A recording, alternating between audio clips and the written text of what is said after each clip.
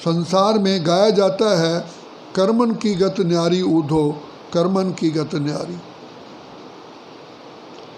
शुरू से ही चला आ रहा ये सृष्टि कर्म क्षेत्र है। परमात्मा ने गीता में भी यही कहा जो हम पढ़ते आए भक्ति मार्ग में कि अर्जुन ये सृष्टि कर्म क्षेत्र है।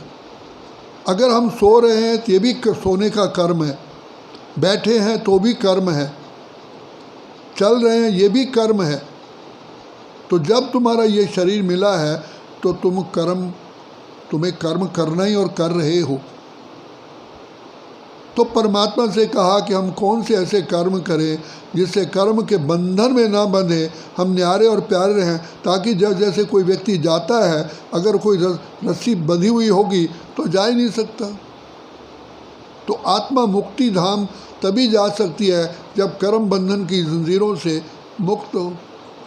तो भगवान से कहा प्रभु हम कौन से कर्म करें। तो पिता परमात्मा ने कहा कर्म करने से पहले बुद्धि निर्णय शक्ति देती है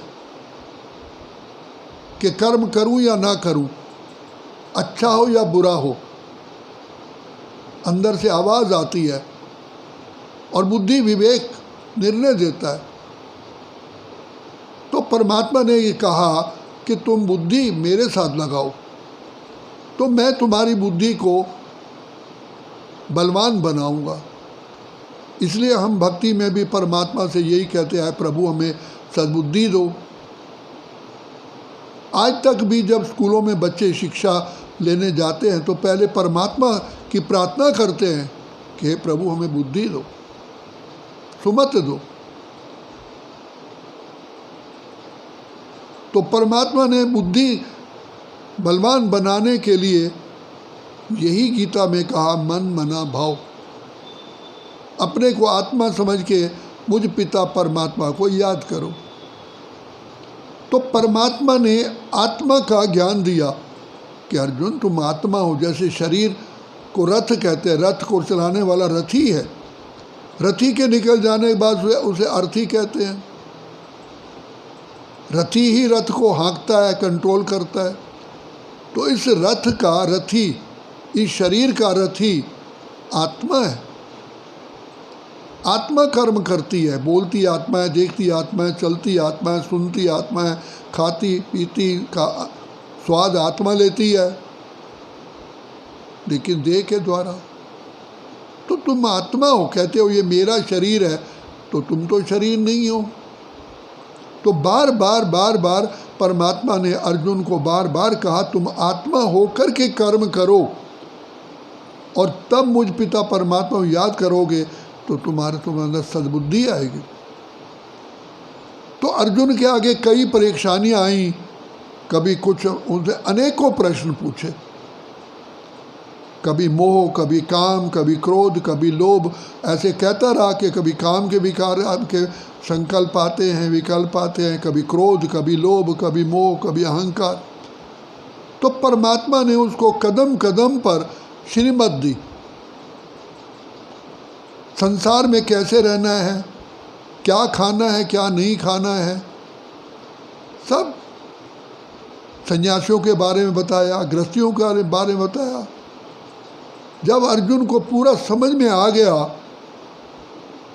कि सचमुच सुखदाता और बिगड़ी को बनाने वाला, कर्म बंधन से छुटकारा प्राप्त करने वाला एक मेरा पिता परमात्मा है, उसको 100% बुद्धि में बैठ गया। तब वो कहता है प्रभु मेरा मोह नष्ट हो चुका है, मेरा मोह किसी से भी नहीं है, क्योंकि सब कुछ मेरी समझ में आ गया है। क्यों? क्योंकि सुख के, शांति के, आनंद के, प्रेम के, खुशी के सागर भंडार दाता तो आप हैं, भाग्य विधाता आप हैं, भगवान आप हैं, दाता तो आप हैं। हम तो दाता की देन का सुख लेते हैं, तो वो उसका मोह नष्ट हो गया, समृद्धि में रहे। तो भगवान को कहा कि मेरा मोह नष्ट हो चुका है और मैं आपकी याद में टिक गया हूँ। तो भगवान ने गीता ज्ञान देना ही बंद कर दिया।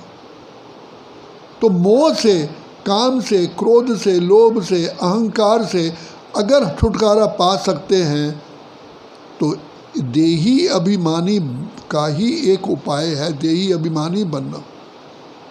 तो जिस आत्मा को, जिस ब्राह्मण बच्चे को ये समझ में आ जाता है मुझे देही अभिमानी बनना है, तो उसकी बुद्धि का द्वार खुल जाता है, उसको हर बात शिव बाबा की समझ में आती है, यहाँ तक कि गहराई में समझ पाता है, उसकी भीतर के सारे दरवाजे खुल जाते हैं, उसको समझ में आ जाता है। तो इसलिए बाबा कहते हैं बच्चे तुम अपने को आत्मा समझो, ये रोज़ अभ्यास करो, मैं शुद्ध आत्मा हूँ, ज्योति का चमकता सितारा हूँ, अपने को महसूस कराओ, सिर्फ रिपीट नहीं करो मैं आत्मा हूँ, मैं जो पद, मैं आत्मा, ऐसे शरीर अनेकों बार ग्रहण कर चुका हूँ, अनेक बार छोड़ चुका हूँ, मैं आत्मा हूँ, अजर अमर अविनाशी हूँ। और जितने भी मेरे परिवार के सदस्य हैं ये भी आत्माएं हैं, और हर आत्मा अपने कर्मों का हिसाब किताब लेकर के आई है, चाहे कोई कितना भी हमारा प्रिय हो या ना हो, हम उसमें कोई भी हस्तक्षेप नहीं कर सकते हैं। हम दुआएं दे सकते हैं परमात्मा से, उसके लिए प्रार्थना कर सकते हैं, लेकिन हर आत्मा को अपने कर्मों का खाता स्वयं ही चुकतू करना है। और सहज चुकतू करने का बाबा ने बताया बच्चे मुझ बाप को याद करो, इस पर भी निश्चय चाहिए। चलो हम पिछले कर्म कर बैठे हैं, लेकिन उन कर्मों को जो पाप कर्म कर चुके उनको भस्म करने का एकमात्र तरीका है शिव बाबा की प्यारी प्यारी याद। जिस आत्मा को ये समझ में आ गया, और हम देख रहे हैं प्रैक्टिकल, जिन जिन आत्माओं को ये समझ में आता है वो बाबा की याद में रहते हैं, वो सदा हर्षित रहते हैं, उनके चेहरे खिले रहते हैं, बाबा का ज्ञान उनकी बुद्धि में पूरा बैठता है, वो कर्म योगी बनते हैं, ट्रस्टी भी बनते हैं, संसार में रहते हुए भी न्यारे और प्यारे रहते हैं, इस विषय सागर में उनको तैरना आ जाता है। तो बाबा कहते हैं बच्चे एक एक शब्द पर ध्यान दो, बुद्धि मांगने से नहीं मिलती है, भगवान से दुआएं प्रार्थना करने से नहीं मिलेगा, नहीं मिलेगा। बाबा ने कहा मुझे याद करो। हम बाबा के सामने, साकार बाबा के सामने बैठ कर के, सामने मैं बैठा हूँ, मैं ये नहीं कह सकता बाबा मेरे दुख दूर कर दो। बाबा कहेगा तू बुद्धू है क्या, तुझे कहा है कि तू अपने को आत्मा समझ, बाप को याद कर, तेरे दुख बेटा अपने आप ही दूर हो जाएंगे। आप बताइए, लास्ट में मैं 1968 में दिसंबर में बाबा के सामने बैठा हूँ, अकेला कमरे में बाबा मैं हूँ, मैं बाबा से ये नहीं कह सकता बाबा मेरे ये मुझे इतना ऊंच बना दो या कुछ कर दो। बाबा कहेगा तुझे समझ नहीं आई है। मुरली में बाबा ने कहा बच्चे मुझे कहो कि मेरा हाथ बाबा सिर पर रख दो, उसे कुछ नहीं होगा। तुम जितना याद करेगा मेरा हाथ उठेगा, अपने आप ही तेरे सिर पर आ जाएगा, तुझे दुआएं मिलेंगी। और हमने उसका प्रैक्टिकल अनुभव किया। तो इसलिए बाबा कहते हैं बच्चे बाबा को याद करो, फरियाद नहीं करो, सब कुछ मिलेगा, तुम्हारी बियॉन्ड एक्सपेक्टेशन मिलेगा, तुम्हारे मन बुद्धि में भी नहीं होगा। हमने देखा है, पर्वत को राई कर दे राई को रुई, सूली को कांटा कर दे कांटे को जुई। बाबा के आगे झोली मत फैलाओ, बाबा की याद में टिक जाओ, प्यार में खो जाओ, हो गए बाबा के हम, बाबा हमारे हो गए। बस बाबा ने हमको कितना आसान रास्ता बताया। बच्चे सिमर सिमर सिमर सिमर सुख पाओ। कौन सी ऐसी आत्मा होगी जिस बात को ना समझे।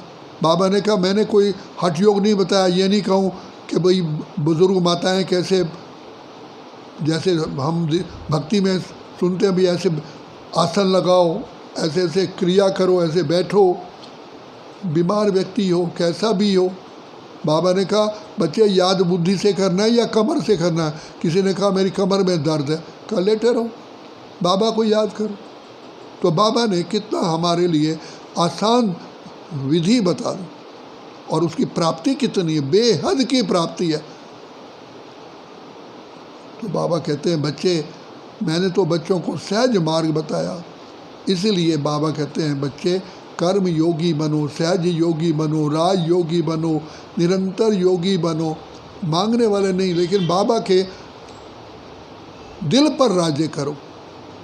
और उसका राज्य करने का एकमात्र तरीका है बाबा की मीठी मीठी मीठी मीठी मीठी मीठी प्यारी प्यारी याद। अच्छा, ओम शांति।